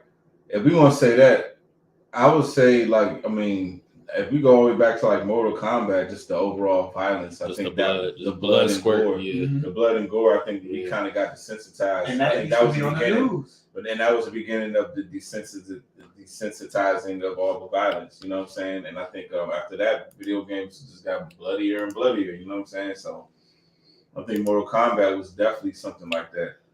You see it. I mean, they got to the point. Randall's right. Randall's right though, as far as Grand Theft Auto, because it's like, you know, freelance. It's like, nigga, it could be an innocent nigga walking down the street, and you can go rob them, you can shoot them, kill them. What are you looking at? Yeah, and you ain't got any. There's no consequence. You have no. And the thing that people don't understand is, like, with the subconscious mind doesn't know the difference between real and wrong. It just sees what it sees. So it's like when you're desensitizing yourself to violence, whether it's a video game or not, just by doing that. You see what I'm saying? Yeah. And it's so crazy why we see, like, even the younger generation these days, they grew up playing video games, probably playing these violent ass Grand Theft Auto. Like, nigga, we started with Super Mario. They started with Grand Theft Auto. You know what I'm saying? Right. So it's like now and then you grow up, and then you got, like, you know, the shit that's going on in rap and all. I mean, and not just putting it on them, but I'm just saying all over. Just like, you know. I mean, goddamn. It just could be a desensitive. You know, I have a hard time saying that word, but you get my point. Yeah, I got you. So I had a high idea the other day, right? Uh-huh. A high idea. Y'all believe in fate? Yeah. All right. You mean fate as far as, like, you're supposed to go where you're supposed to go, or what do you mean, like, was it already there? Yeah, was it already there, or do you have control over your fate? Like, what do you mean? Like, put it like this: like, did you have a destiny that you're supposed to reach, or is, like, that's the consequences of your actions? All right, so this is what I'm trying to get to. I'm gonna dance around it, but I'm gonna get to a certain point. I gotta bring my mic over here. All right, what you talking about? All right, so, like, y'all believe in manifestation? Yeah. Yes. Manifestation. All right, so I don't know. Like, I'm trying to, like, is there such thing as manifestation when it's fate? Like, are you manifesting something, or are you having premonitions or visions? Are you seeing something that's about to happen because if it's fate is going to happen, or are you manifesting it because, like, freely? Yeah, like, are you actually making stuff happen, or are you just having visions of? Are you just having visions of fate? Well, you also have to understand this too. You cannot forget this. What we started. This is a high idea. Yeah, high idea. We got a book over there about the pineal gland, right? Yeah. We all know that there's a certain amount of time from that look. There's a gap in between our thoughts and our reality, right? Mm-hmm. I'm talking about moving so fast to the point where it seems simultaneous, but it's not, because we know that there is a gap there, right? So who's to say that our fate is happening simultaneously with our actions? You see what I'm saying? Like, everything is linear. We can't look at it as it's parallel. Even things that are parallel are still linear on itself. I don't know if I agree. If I took a straight line and drew it, right? Yeah. It's linear. I think you're saying things are constantly evolving and growing and keep, like, moving. But also within that same breath, it's like you can't explain time without time going by. You know what I mean? That's a fact. You can't. There's nothing that you can't define it, because by the time that you define it, it's already been defined. Mm-hmm. So. But at the same time, all right, look, if you believe in fate, that means there's one outcome, right? So regardless of what you think, there's one outcome. If you believe in manifestation, at the same time, that manifestation is still going to equal to the same outcome. So are you manifesting, or are you just having visions of coming to that outcome? I know what you're saying. I don't know, man. That's a great fucking question. Because like even sometimes they say your vision is given to you by God, right? So it's like if God already created the script for your life, God already knows where you're going to be, what you're going to do. Like, you know, it's like, all right, so the vision's in your mind, right? Is that your fate? Is that God pretty much like, you know, guiding you along your path? So that's basically what you're asking, right? So it's like, or is that you manifesting these ideas? Right. That's a great. I think even when you tap into like, you know, the outcome, that can't be. That really can't be manifestation. That's not really you. Saying it's not. Yeah, Really, that's not really you. That's just you tapping into the creator. That's tapping into your fate. So it's almost as if there's a whole nother thing. Then there's more. There's parallel universes. That means there's a whole. There has to be a whole nother thing. More than one possibility. The brain just don't go nowhere. Then it's there. I don't think it'd be more possibilities. It's just that possibility and just you tapping into. So you're just saying it's either one or the other. What your fate is.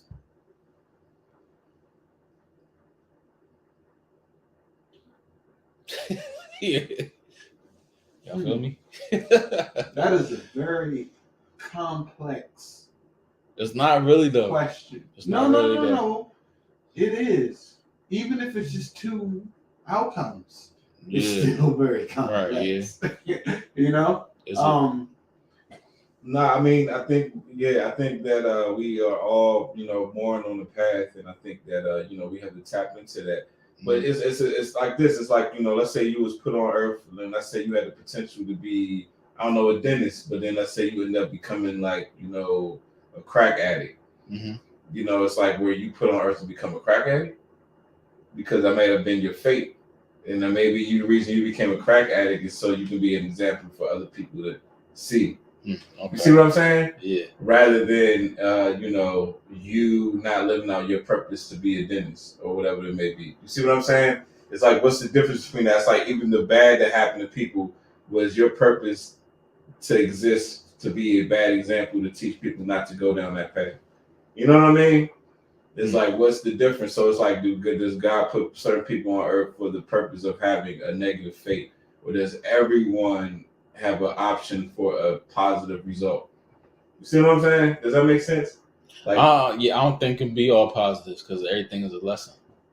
Everything is a lesson. You're right. That's funny. I was watching something earlier, and this dude was like, he said, somebody had to be the first person to jump in the ocean to see if you could swim. You know what I'm saying? Right, yeah. Somebody had to be the first one. So think about it like that. It's like, damn, like, you know, that means that somebody had to eat that poisonous flower to find out that you died, right? Yeah. So I mean, like, everybody had a purpose. You know what I'm saying? Even if it didn't have a positive outcome, but then again, your negative outcome might have been a positive outcome for the future. You know, it's like sometimes it's like that saying. It's like, well, what's it like? Sometimes you gotta, you know, like I fell so you could walk, or I crashed for sure. You could, whatever the fuck it may be. So because you can even take let's take rest in peace Sean Taylor's death, right? Mm-hmm. Sean Taylor at that point in time was every single Redskins favorite player, right? Mm-hmm. Every single Redskin. To this but day, with his death, it united like the entire, like, we have, it's there are, I'm pretty sure there are people who are Redskins fans or Commanders fans to this day. Stop saying that. Just because, but based off of that alone, because it got to the point where like united people. I know. Go ahead. I just still feel Get it off. But what I'm saying is, like you said, like they're like in tragedy. There was like, so like. Oh, that's the saying. Tragedy. His purpose wasn't to triumph or something like that. Ultimately, his purpose, what he thought his purpose was to be the greatest football player of all time. But guess what? It ultimately wound up being someone whose death united a community. Yeah. Mm-hmm. You see what I'm saying? So, like you said, his purpose was one thing. Yeah. But what he thought, it's always bigger than what you think it is. It's always bigger. Everything is. It's always bigger than everything that what we doing right now is bigger than what we even can understand. You know what I'm saying? But that's how life works. Right. But I mean, I think that's literally what it is. But as far as your fate, or like, are you manifesting, or is this just your fate? Are you playing out? I think the whole idea of manifestation is giving you the opportunity to, how I put it. It's almost like you have a certain fate, and that whole idea of manifestation is you actually tapping into your fate. Yes. Right. I think that's kind of what it is. Yes. Well, okay. Yes. Okay. Yes. Okay. But that's what I was getting to. That's what I get into. So you saying because that- if all right, so like I don't know, because like I be watching, like it seemed like lately, like all these movies like Loki and all this shit that talk about a sacred timeline. So if you have like a grand or sacred timeline, you always gonna fall in line with that shit. So it's not really manifestation. That's you tapping into what your timeline is going to be. So what you're saying is that you're saying that it's so you're saying that it's levels. So you're saying that the only way for you to get to your fate is that you have to first learn how to manifest. But is it? You see what I'm saying? Yeah, but not It's learn like- how to manifest, because I think some people like do that shit without realizing it. Okay. I mean, we all do. Honestly, we all do. But I think that like when the people who like have I think some people are just so like optimistic and so like, don't see limitations where they manifest very easily. You know what I'm saying? Okay. I think that's a trait So that I see that in certain So your fate is manifested. You see what I'm saying? True. If you're gonna say that, then like you're saying that, okay, well, my fate is manifested, because it's still the same. I put it like this: your vision was given to you by God, right? Okay. And then that vision inspired you, and then you manifested that vision that was given to you. Okay. So that says that your fate was manifested, right? I'm just saying it's not. But the like, thing is, it's you not. can have different on fates. this. The thing is, you can have different fates, though. There's not just one fate. You can have different fates. That's what I'm saying. You know what I'm saying? So it's like they can't really say that. This is a sacred timeline. This is a doozy, right? Yeah, it's a sacred That timeline. was a good ass. But I do think, I put it like this. I think this is what it is, though. I think everyone has an optimal,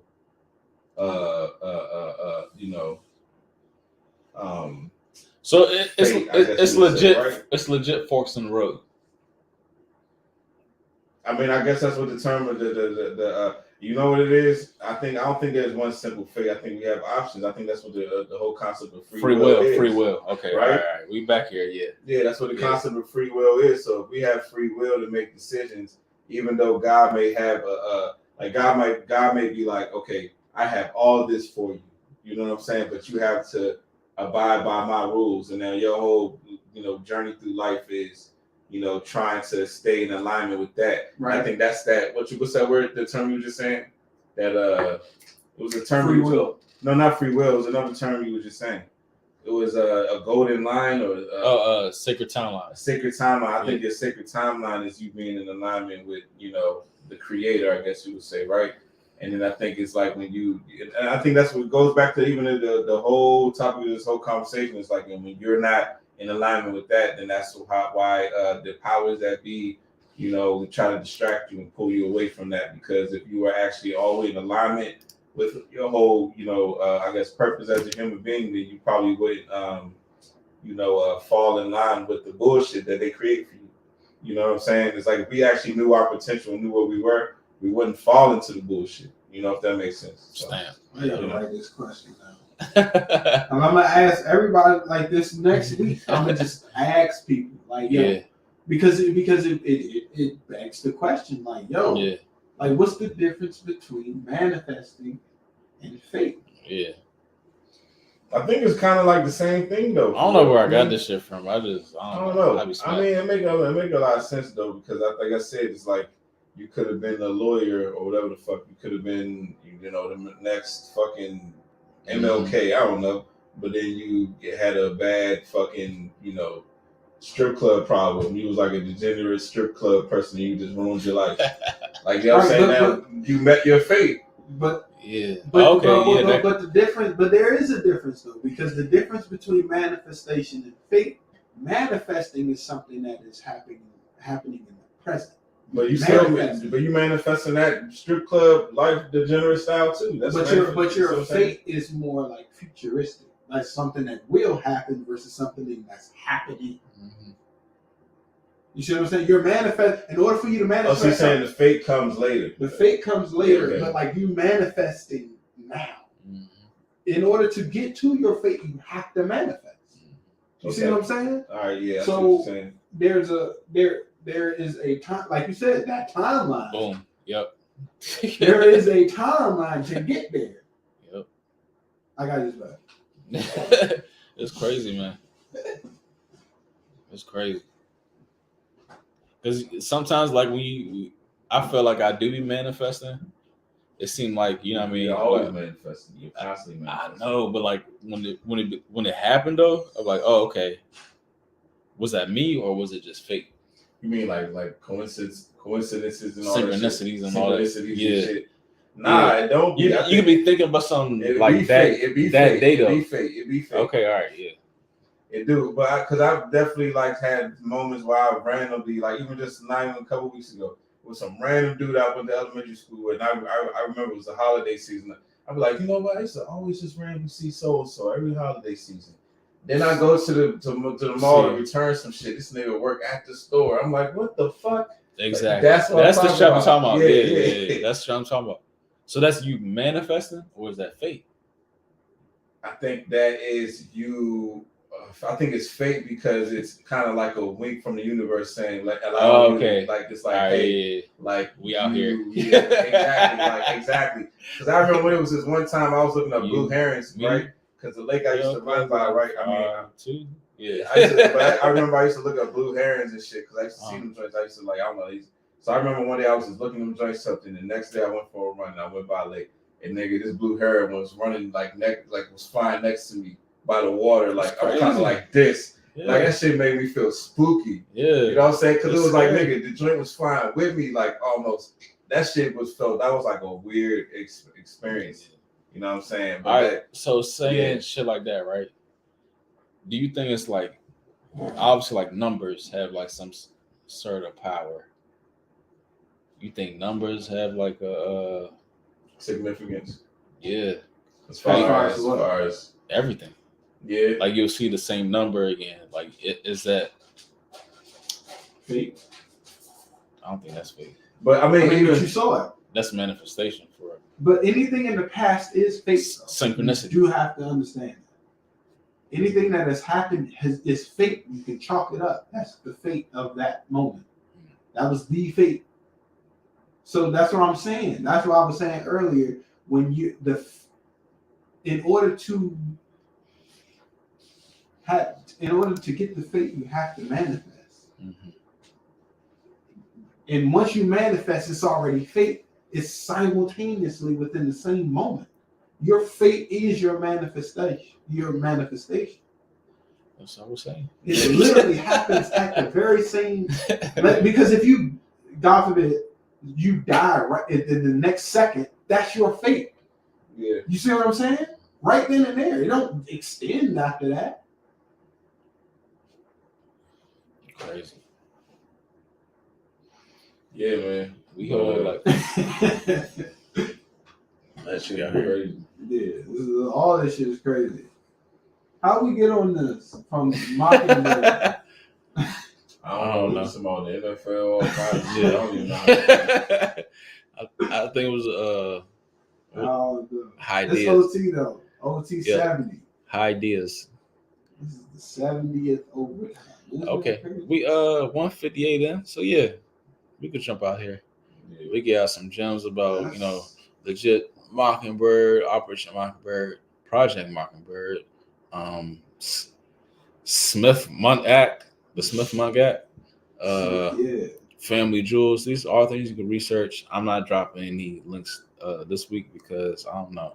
I think, they're paying attention now, but yeah. Somebody said they cut our shit live midstream. I hope not, but I know they cut us off Instagram. But yeah, we're gonna catch y'all on the flip over at Overtime 70 at Flight Room TV. OT. Catch our best ofs. Definitely listen to us on Spotify, Instagram, YouTube, iHeartRadio, anywhere you stream podcasts. But yeah, what did Corey say? I'll holla. I'll holla.